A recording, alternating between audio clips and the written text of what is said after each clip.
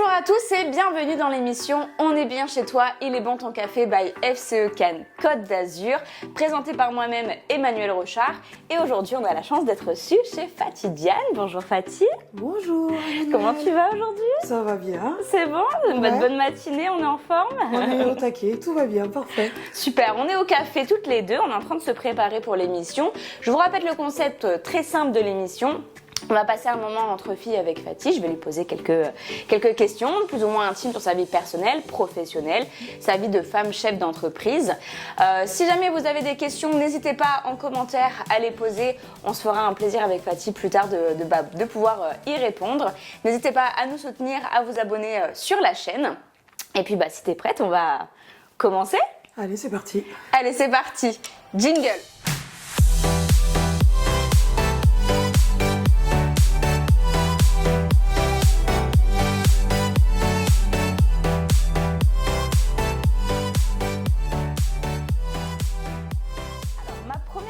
Pour toi, c'est déjà, quel est ton rôle de chef d'entreprise? Qu'est-ce que tu fais? Quelle est ta société? Et quelle est la mission de ta société? Alors, moi, depuis quelques mois, donc, je me suis installée en tant que courtier en financement automobile. Okay. J'ai rejoint un réseau qui s'appelle Performance Carlise, qui a été fondé par Jean-François Lassène. Je accompagne, alors mon rôle c'est d'accompagner donc les artisans, les professions libérales, les TPE, les PME dans le financement, l'acquisition et la gestion de leur parc automobile. Okay. Donc je peux aussi bien les accompagner pour un véhicule que pour plusieurs véhicules. Donc voilà. Quelle est ta cible? C'est plutôt une petite entreprise, des grosses sociétés ou c'est... J'ai de tout, je vais avoir de l'artisan, je vais avoir de la profession libérale, je vais avoir de la TPE et je vais avoir de la PME. Voilà. Ok, donc oui, effectivement, c'est très large.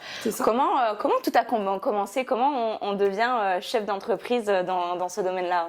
Alors, comment tout a commencé? Je pense que ça devait faire déjà quelques années que ça me travaillait de m'installer. Après... aujourd'hui, je suis dans un domaine que je connais depuis de nombreuses années, parce que moi, j'ai toujours évolué dans le milieu, on va dire, du 4 roues, parce que j'ai travaillé pendant 12 ans chez Iveco. D'accord, ok. Donc, parce que je suis originaire de la banlieue sud de Paris, je suis née, j'ai grandi à Trappes. C'est vrai, c'est une Parisienne, elle voilà. n'est pas de chez nous, elle n'est pas de le sud. Mais maintenant, je suis adoptée dans le sud. Hein. Tout à fait. Voilà, maintenant, je suis adoptée. Donc du coup, j'ai commencé à travailler en région parisienne pour Iveco. J'étais d'abord assistante commerciale. J'ai eu la chance de pouvoir passer attaché financier. Donc en fait, c'est un poste de commercial, on va dire ça. Donc où je m'occupais d'animer des réseaux de concessionnaires. Okay. Donc ce qui m'a amené à venir vivre sur Marseille. Okay. Donc je m'occupais de la région sud-est. J'y suis restée 8 mois. Ensuite, j'ai pris le secteur de Lyon. Là, voilà, je me suis occupée de la région Rhône-Alpes, donc j'ai habité pendant 4 ans, avant de venir m'installer à Cannes, où là, je suis devenue responsable grand compte.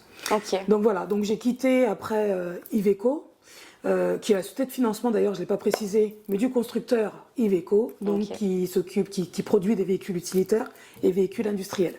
Voilà. D'accord. Donc après, j'ai intégré un groupe auto où je m'occupais du financement pour la partie particulier, à 98%. Et à un moment, je me suis dit quand même, la relation B2B, c'est quelque chose qui me passionne. Donc, je suis passée à la vente automobile pendant quelques années, avant de repartir dans mes premiers amours, parce que je suis repartie dans le financement. Et puis, cette année, changement radical de vie. Voilà, mais toujours dans mon activité oui, donc en qui me passionne. C'était le chemin logique qui t'attendait dans tes responsabilités. Voilà, très bien. Fait. Quel est ton parcours? Quelles études tu as faites avant de rentrer dans ce secteur? Alors moi, j'ai fait un parcours en lycée professionnel. Parce que j'ai fait un BEP, un bac pro en comptabilité-gestion. Ok. Et j'ai fait rien à voir. Et après, j'ai fait un BTS en compta-gestion. Rien à voir. Et donc oui, j'ai un parcours. Alors ce qui est bien, c'est qu'il y a des notions comptables pour la lecture d'un bilan. Oui, bien sûr, notamment pour le financement, etc. Exactement. Mais après, effectivement, rien à voir avec mon métier qui est plus attrait à la partie commerciale. Oui. Et où j'ai une expertise aussi sur la partie fiscale. Donc tu as appris en autodidacte et de ton expérience au fur et à mesure au niveau, exactement, mon expérience professionnelle. Tout à fait. D'accord, très bien. Tu as fait tes études sur Paris aussi? Oui. Ok. Tout en région parisienne. Quel était ton rêve de petite fille? Quel était le métier que tu voulais faire quand tu étais beaucoup plus jeune, etc. Alors, je pense que moi, j'étais une gamine un peu dispersée, en fait. Ok. Moi, j'étais un peu dans tous les sens. J'étais un peu très speed, très... Donc, j'avais pas de métier en particulier. En toute franchise, j'avais pas... T'en avais plusieurs, du coup, en tête. Bah ouais, mais enfin... Vas-y, partage-les avec nous. Ouais, non, je pense que... en fait, pendant mes études, quand j'étais en BEP, pendant mes études, j'ai travaillé en tant qu'équipière polyvalente chez Quick. Ok. Et je me rappelle de mon directeur de l'époque, parce que je me rendais compte en fait que ça me plaisait. Il nous mettait en place des challenges en disant voilà, si vous vendez tel nombre de desserts, voilà, vous gagnez ci, un menu, blabla, enfin... Et du coup, il y a un moment, il me dit mais Fatih, je comprends pas pourquoi tu fais des études de compta en fait.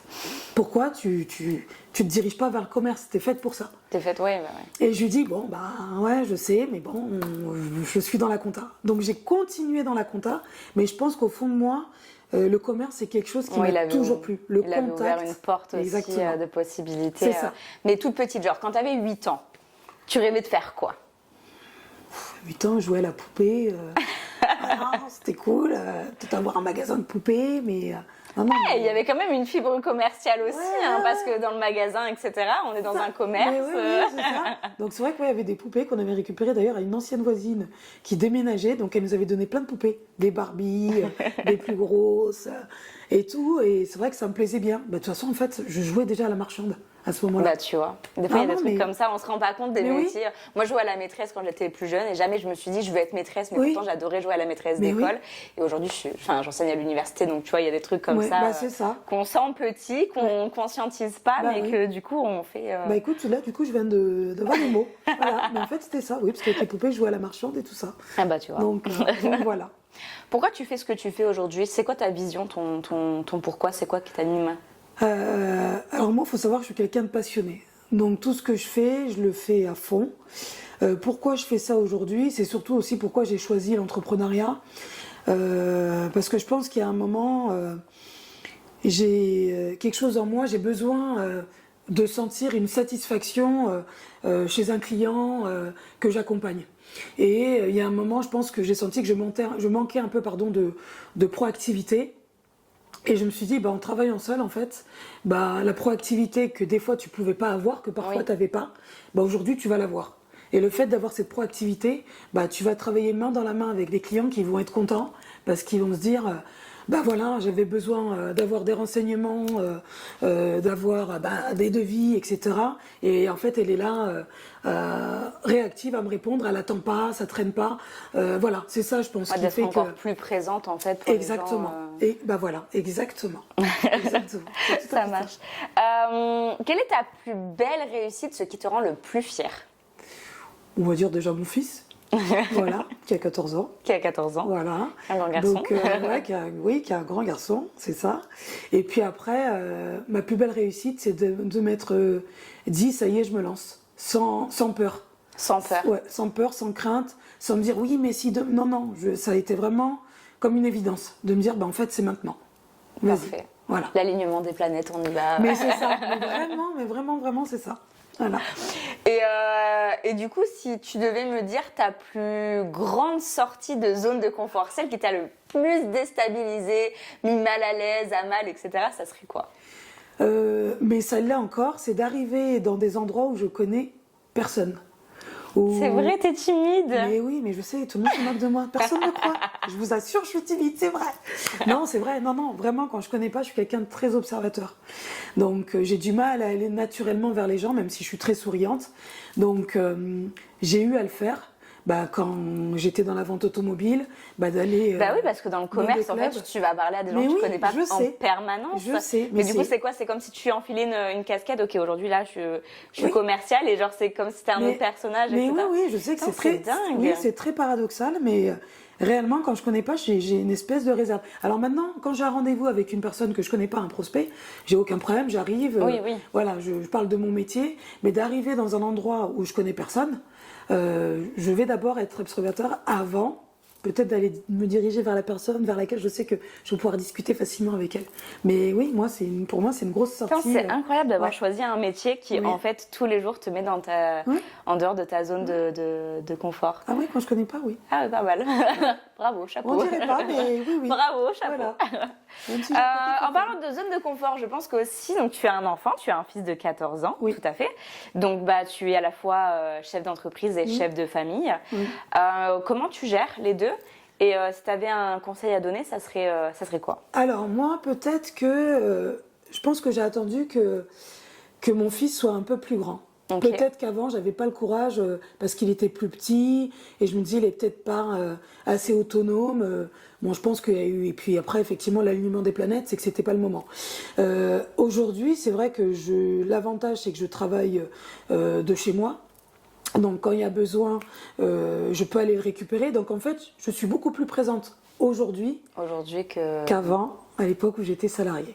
Donc, ça, c'est vrai que souvent les gens ils s'imaginent que quand tu es chef d'entreprise, oui, on travaille beaucoup, oui, etc. oui. Mais on a vraiment la liberté du temps, en fait, de pouvoir organiser notre emploi du temps.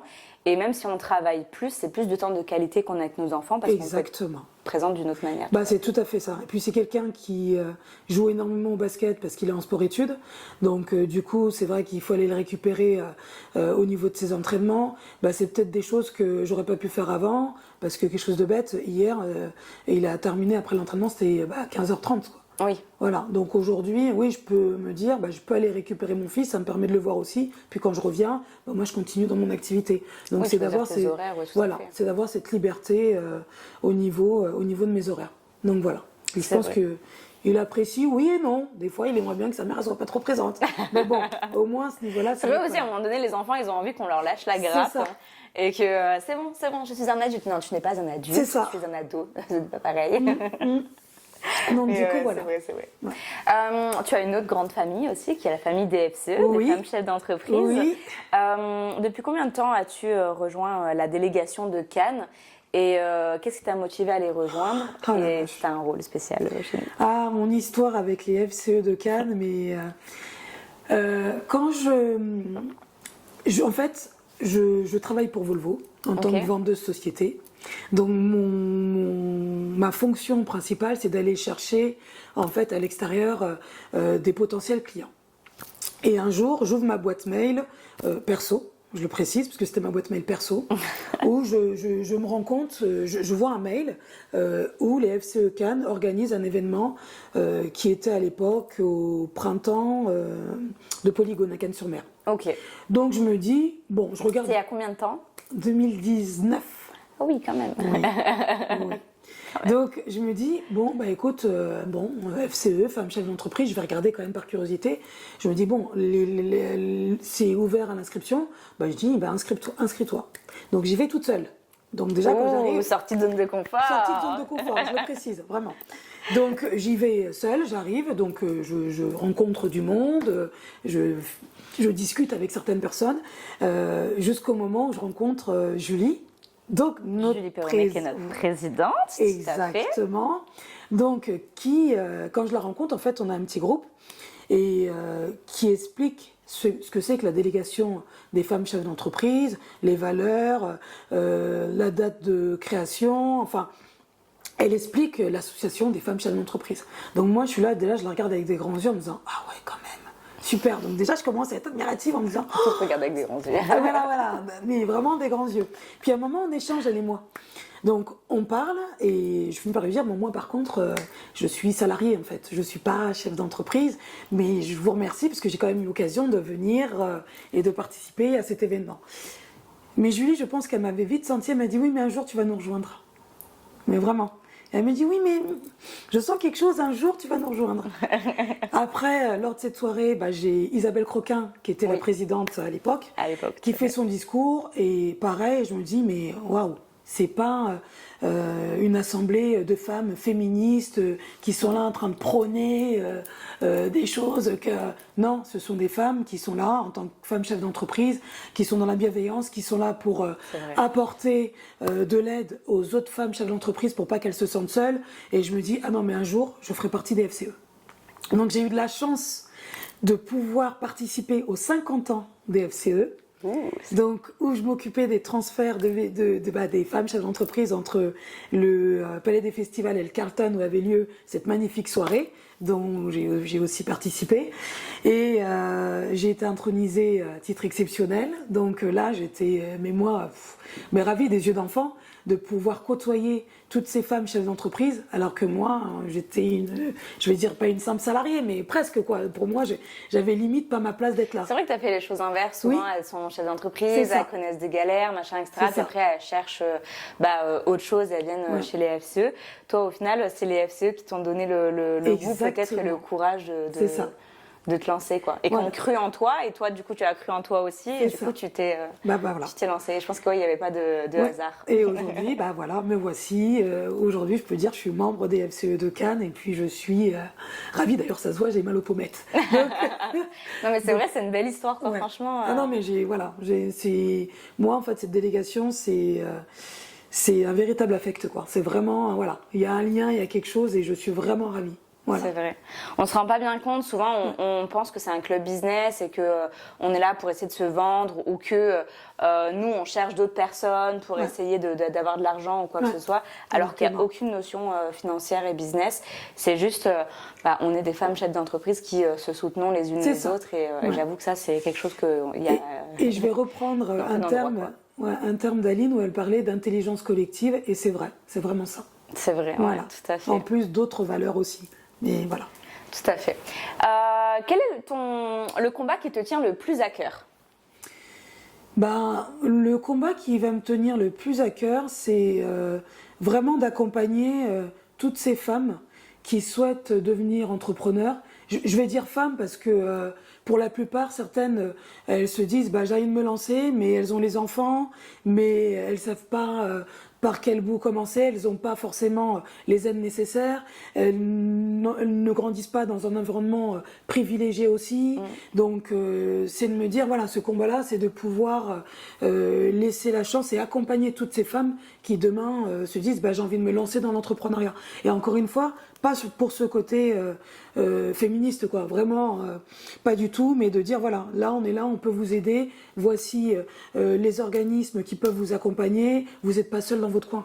Oui, non, c'est ça, en fait, vous n'êtes pas seul et de démocratiser un petit peu ça, parce que c'est pas forcément les discours qu'on entend depuis petite fille, tout à fait. Exactement, et pas de se dire, oui, mais comme j'ai des enfants, en fait, je viens d'être maman ou je ne peux pas me lancer. Si. Et qu'on n'a pas à choisir. Voilà. Et qu'il n'y a pas à choisir, parce que c'est surtout ça, quand on est une femme, apparemment, on ne peut pas faire les deux. Et on nous demande de choisir, c'est, tu veux faire une carrière ou tu veux monter ta société. Ah, mais ça veut dire que tu veux pas d'enfants, tu veux pas de famille. C'est ça. Si, en fait, aux hommes, on leur pose pas la question. C'est ça, c'est tout à fait donc, si, on peut le faire, en fait, et on réussit même très bien. Voilà. Donc, Ah non, mais c'est ça. Mais c'est vrai, j'avoue que c'est un très très beau combat et je suis tout à fait d'avis avec toi aussi.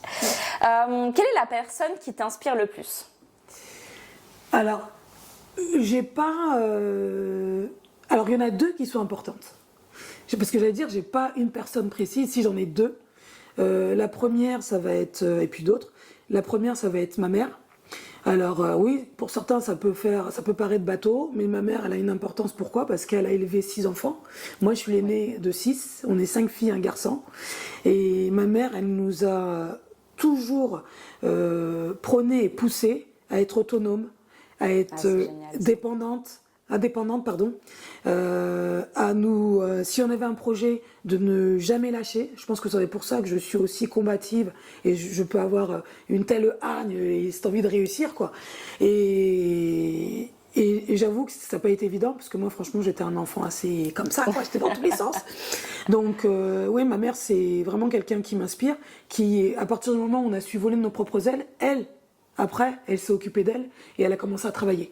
Okay. Donc elle a travaillé que 10 ans, mais que entre guillemets vraiment professionnellement, parce qu'après le reste, c'était nous en fait. Oui, 6 enfants en même temps, j'imagine que c'est prenant. On était son travail à temps complet. Ouais, donc ça, c'est la première personne. La seconde personne, alors il s'appelle Emmanuel Demestre. C'était mon ancien directeur à l'époque où j'étais chez Iveco. Okay. C'est une personne qui m'a laissé la chance de prendre le poste de responsable grand compte. Okay. Un poste qui à l'époque était occupé uniquement par des hommes. Et puis moi et puis d'un certain âge, moi j'étais quand même plus jeune. Je pense qu'au-delà de ma personnalité, parce que j'ai une personnalité assez forte, au-delà de ça, je pense qu'il a vu réellement le potentiel que j'avais et puis la personne que j'étais. Voilà. Et lui, je pense que je le remercierai jamais assez parce que il m'a vraiment touchée dans ma vie. Et puis, lui aussi, il m'a apporté beaucoup. Il s'en rend pas compte. Je pense qu'il m'écoutera. Hein, je lui dirai de regarder la vidéo. Mais il m'a apporté beaucoup aussi dans la continuité de ma vie. Et puis après, les autres personnes inspirantes, ça va être très clair. C'est mon cadre familial, mon cadre amical, et puis toutes les rencontres professionnelles qui m'ont apporté beaucoup, qui pour moi, toutes ces personnes-là sont des personnes inspirantes, parce qu'elles ont fait la personne que je suis aujourd'hui. Voilà. Et elles font que j'évolue, que voilà, des fois je me remets en question, c'est tout mon entourage. Voilà. De toute manière, on dit ce qu'on appelle le cercle d'influence, on est la somme des 5 personnes qu'on fréquente le plus. Ouais. Donc si effectivement on a un entourage qui est inspirant, c'est d'autant plus... Ça nous pousse à donner le meilleur de nous-mêmes et à évoluer et à avancer, quoi. C'est ça. Ok. On arrive à la dernière question, Fatih. Déjà. Donc à la question secrète et la question loufoque. D'accord. Donc comme tu sais, jusqu'ici, on a beaucoup parlé de ton passé, de ton présent, etc. Là, je vais te demander d'aller le plus loin possible, d'accord? On va aller le jour de ton enterrement, que je te souhaite le plus loin possible, d'accord? En partant du principe que tu as mené la vie de tes rêves, en accomplissant tous tes objectifs, etc. Et c'est juste la fin du chapitre, du livre, d'accord? Et ce jour-là, tes proches sont là, il y a un discours qui est fait en ton hommage. Et ma question, c'est qu'est-ce que tu souhaiterais que tes proches disent de toi ce jour-là, ou qu'est-ce que tu penses qu'ils diraient de toi ce jour-là? Alors, je pense que déjà mon fils, lui, il dirait que j'étais la meilleure mère au monde. Voilà, déjà, je pense qu'il va dire ça. C'est important, c'est important. C'est très important, c'est très important. Non, plus sérieusement, je pense que ce qui va être dit, c'est que j'étais une personne souriante, une personne authentique, intègre, passionnée, qui, quand elle faisait les choses, les faisait jusqu'au bout du bout. Moi, on m'a toujours dit, mais de toute façon, toi, on te fait sortir par la porte, tu rentres par la fenêtre. Voilà. Que j'ai toujours été honnête dans mes relations aussi, et je pense que c'est ce qui risque de ressortir, vraiment. Je pense que c'est totalement aligné avec qui tu es aussi aujourd'hui, donc tout à fait. C'était la dernière question, en tout cas que moi j'avais à te poser, et je crois que tu en as une pour moi aussi. Oui. Donc je t'écoute, Fatih. Oui. Alors oui, Emmanuel, j'ai une question à te poser. Alors je ne sais pas si elle t'a été posée ou pas, mais je trouve ton principe d'émission plutôt sympa, et c'est même très bien pour mettre en avant des femmes chefs d'entreprise. Mais d'où t'est venue cette idée? Alors, d'où m'est venue l'idée? C'est un mélange de plein d'idées que j'ai condensées en une. Premièrement, déjà, en tant que responsable de la commission communication des FCE de Cannes, je cherchais un moyen de mettre en avant chacune des membres. Et moi, j'aime pas faire comme tout le monde. Donc, je voulais pas juste faire un portrait photo avec une petite bio, parce que tout le monde fait ça. J'avais envie de faire quelque chose d'un petit peu plus original. Donc, je me suis dit, on va faire des portraits vidéo, machin. Et je sais que vous n'êtes pas forcément non plus très à l'aise devant la caméra. Donc, j'ai essayé de chercher un concept comme ça qui soit facile pour vous, pas trop énergivore pour moi, et dans lequel aussi de prendre du plaisir, parce que ça allait me prendre du temps. Et à côté de ça, ça faisait un moment que j'avais envie de créer un podcast ou une émission, et moi du côté présentatrice. D'accord. Et pas d'être invitée comme j'ai pu l'être au début d'année, notamment par rapport à mon livre. Et j'ai eu cette idée-là de me dire, non mais en fait c'est ça, il faut une émission TV, une ITV, dans laquelle je reçois les filles. Je me suis dit, mais on va aller dans leur intimité, c'est encore mieux, parce que vous êtes chez vous, donc vous êtes plus à l'aise aussi. De tourner en plan séquence comme une discussion entre filles, et pas de devoir couper, faire du montage, etc. Parce que je voulais pas que ça vous stresse. En fait, je voulais vous avoir le plus authentique possible. Et puis voilà, j'ai eu cette idée-là, et je dois quand même le nom à mon conjoint qui dit tout le temps on est bien chez toi, il est bon ton café. Et je me suis dit, mais c'est ça en fait. C'est ça, c'est parfaitement le titre de l'émission, ce qui représente qu'on est chez la personne sur son canapé, dans son intimité.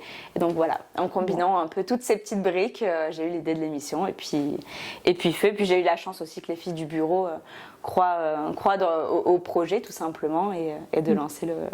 Écoute, bravo pour ce projet. Merci beaucoup. Et du coup, je suis encore plus satisfaite parce que j'apprends plein de choses. J'apprends chacune à vous connaître encore mieux. Puis ça permet à tout le monde aussi d'apprendre un petit peu plus. Et puis que ça soit aussi inspirant. Je voulais vraiment que ça soit inspirant et que ça soit pas juste égocentrique et de dire ok, vous avez toutes des messages à faire passer et de vous offrir la possibilité de les transmettre aussi. Super. Tout à fait.